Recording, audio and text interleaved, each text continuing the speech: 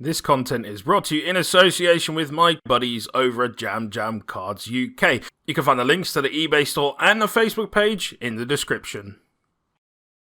Hi guys, it's Joe here from Rufioh. Welcome to the channel. If this is your first time here, welcome aboard. You should definitely hit subscribe and the notification bell before you go any further and you realise how fucking garbage this content is. But if this is not your first time on the channel, welcome back, you fucking loser. Seriously, do you not have anything better to do with your time? Well, I guess in either case, I suppose I should say thank you very much for coming along. I do genuinely appreciate it. We're going to be taking a look at the Chaos Lightsworn build that I took to crit hit in Liverpool yesterday at the time of recording this video. Now, the idea behind using this deck was simple. I didn't really want to play any of the top meta decks, and I wanted to play something just for some fun. And that's really all this deck is. It's not supposed to be super competitive. We did spend a little bit more time just theorying a couple of things, but there really honestly wasn't any real amount of testing that went into this or anything like that, so it's certainly no solution to how to play this deck, but it may give you some ideas of what you could do. There was also some really cool stuff in theory, although I didn't end up playing out the regionals, so I just couldn't be bothered to play Despia matches all day, because that's really what you end up just losing to. Unfortunately, this has a terrible matchup with that deck. But if you're looking for something fun to maybe play at locals and you have these cards kicking about, maybe you want to play with some friends or something like that, then this is a really cool deck to play. Can be quite explosive. It is very much a glass cannon, and when it goes off, it's insane. However, it is also incredibly fragile. And as I say, there was a lot of stuff that we did in theory, or we didn't test out, or that we didn't play. It was just very much also a case of using what was available. So I'll talk about the cards that I think definitely need to maybe be included, or something you should maybe consider using if you want to actually make this deck a little bit more viable. Now, one last thing before we get stuck into the video. If you're looking to pick up some Yu-Gi-Oh singles, check out the channel sponsors, Jam Cards UK. Use code Rufioh15 on the link in the description. You'll get a nice 15% discount on your eBay order. And as a final note, apologies that this isn't a physical profile. As part of that sponsorship, I borrow cards. That's how it works. I get my cards supplied to me and I hand them back when I'm no longer using them. I do, however, obviously have the Lightsworn core, but we've been missing a tons of stuff, and that would mean either doing a proxy of like half of the deck, or hold on to the cards for ages, and I just wanted the guys to be able to just pass it on to the other guys in the team, because a load of people are changing decks. So the profile is going to be done in this simulator, so apologies again for that, but you get all of the same information. But anyway, that's enough waffling on from me. Let's get stuck into the deck profile. So here it is, duelists, the list that I took to Liverpool crit hit for the regional this past weekend, yesterday at the time of recording. Again, this is not intended to be anything super serious, so if you look at this and you're balking, going, Rufioh, what the hell is wrong with you? Well, I should ask you the same question. You're still sat here watching my channel, so fuck you very much. So anyway, we'll take a look at the list that I played. Again, this was kind of just one of those things that was almost thrown together. Did a small amount of testing, whereas, you know, some of the cool ideas for engines and things came from.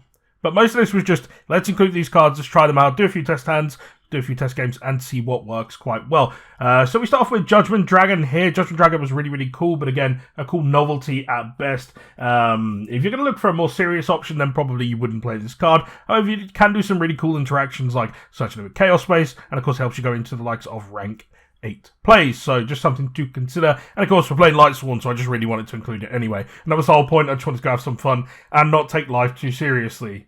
Next up is Chaos Dragon Legionnaire, probably the best option outside of the Pendulum to play in here. This card's absolutely nuts. It did absolutely everything you could possibly want in testing and again in the actual games. It's just really, really good. Has so many different options. It can break boards, it can help rip cards out of your opponent's hand, and of course it can help set up plays down the line. So just really, really cool option. Definitely one that you want to have in here.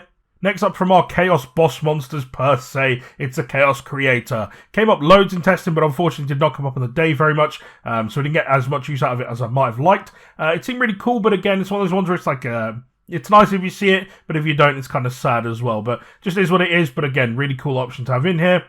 Following on from that, we have Chaos Valkyria. Chaos Valkyria, very, very cool card. Again, didn't come up an awful lot. Maybe play more copies than I was doing, especially if we go to like sort of a 60 card build, which is possibly something I would consider, just so you get a bit more meat on the bones here. I think you really need that with a glass cannon deck like this. You just want everything to be extenders galore. Yeah, and Chaos Valkyria, of course, just helps get you there. After that, this is, after all, a Lightsworn deck. So we've got Triple Wolf. Not much to say about this card's absolutely nuts. Definitely it's one of the main reasons you play Lightsworn, right? We've got the same for Raiden. Raiden's very, very cool. Unfortunately, it is a normal summon, and we do have probably a few too many in this deck. But if you play more extenders, then it probably doesn't matter because you're more likely to open just a one normal summon with multiple extenders that are free. But yeah, Raiden, really, really cool. Again, Lightsworn deck, I think you just need to play it. Much the same for Felice. A lot of the time I was siding out the second copy of this. Unfortunately, it does only go off if it's milled off of monsters and not off of spells and the like. So, a bit unfortunate. However, we do have additional ways to do it with the extra deck. So it's not completely dead. It was very rare that I was ever just drawing this and it was just sat in my hand. But yeah, it was alright.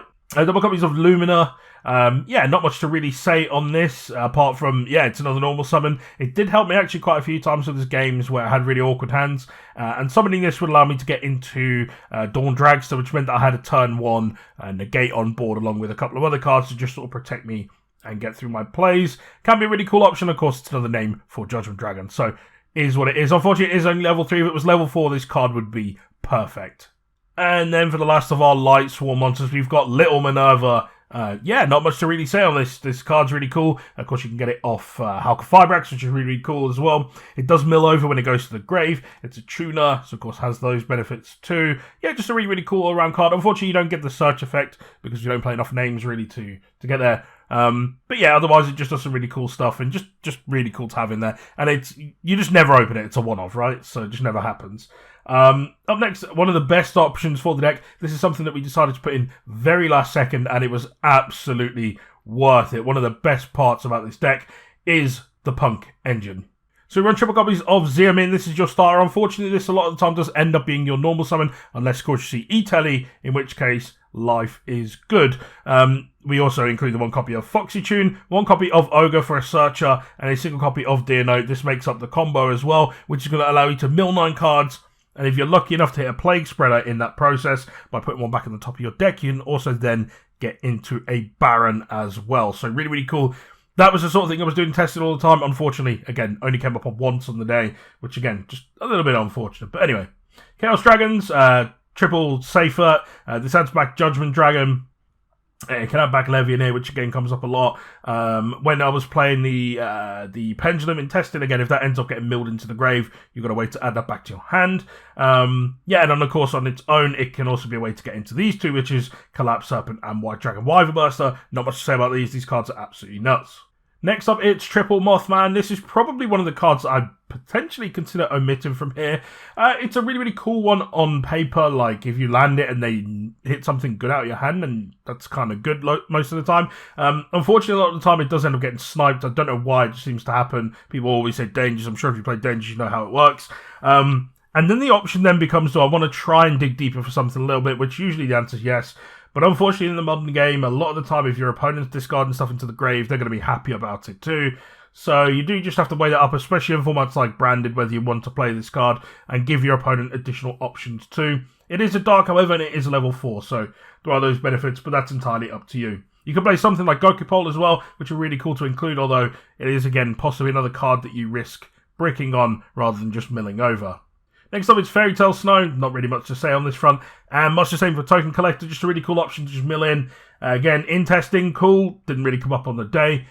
Trick Clown was absolutely bonkers on the day. Really, really good. Every single time we milled it over, it felt good. There was never a time where I milled it and thought this card sucks. It was great every single time. Possibly you could consider playing the Heroic Challenger Thousand Blades as well. Just so you got an instant rank 4 if this hits the grave. Entirely up to you. Just much like you used to in the grass builds. Really, really cool, but again, just has to be in there. You could also expand this as well if you really wanted to like a Hat-Tricker and Damage Juggler and get the whole package in there for more rank 4 plays. Entirely up to you. Onto our tuners here, we've got a single copy of Jet Synchron, just didn't come up enough. We don't really have a lot to make with it either, it's just kind of like a free body most of the time.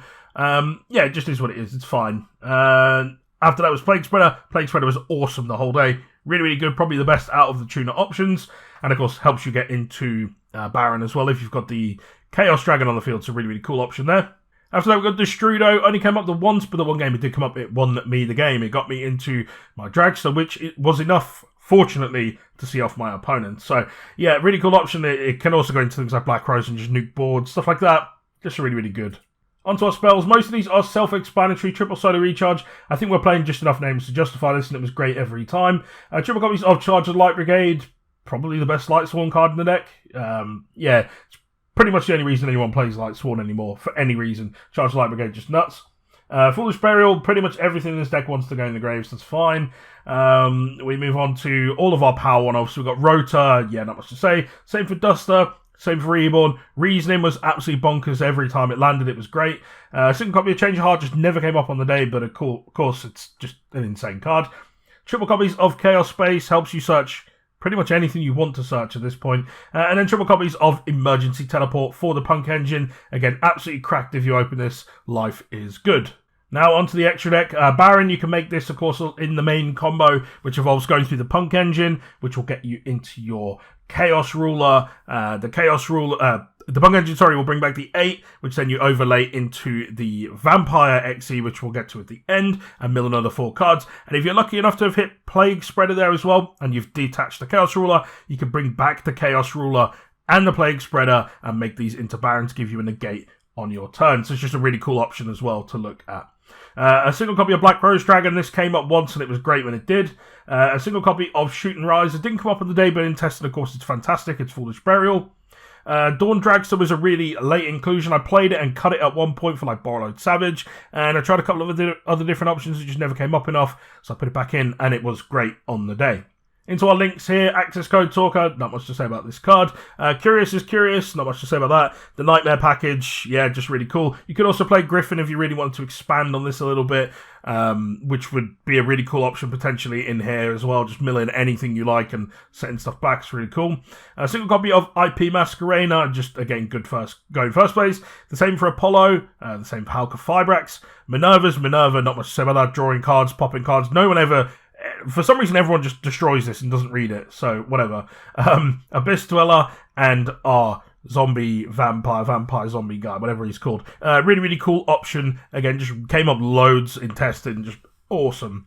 Now, in terms of what I'd change about the deck, well, we're at this point, we can just talk about it. Probably play a Rocket Engine and up this to 60 cards. And then, of course, I would fit in the Striker Dragon and the Heavenly Spheres. The risk is, of course, you start turning it into a little bit of Dragon Link, which, yeah, we don't really want to do, but that's entirely up to you. Definitely something I consider. And, of course, if you've got access to the Chaos Emperor Dragon, definitely play that as well. We were also playing Super Poly before in the side, which we're not now, which meant that we had Super Poly targets here, but I really wanted the extra spots for utility instead. Speaking of the side deck, we got triple copies of Forbidden Droplet. Yeah, it's Forbidden Droplet. Again, didn't come up on the day, but loads in testing. Triple Cosmic Cyclone was great on the day, but didn't come up loads in testing. Triple Raigeki was awesome on the day. Had no problems with it whatsoever. Could be Lightning Storm if you prefer. However, some decks try to play around that, of course, and this just does not care. And it also walks through the Bird matchup, which is great. Triple copies of Dimensional Barrier, yeah, was nuts whenever it came up. And much the same for There Can Be Only One. A lot of the top decks are really, really hurt by this. And it is a bit sad playing this in, like, a Glass Cannon combo deck, but if you see it in your turn 1, you're usually good to go from there, because everything you play ends up being different types, and your end board rarely ends on multiple of the same type anyway, so you just don't really care.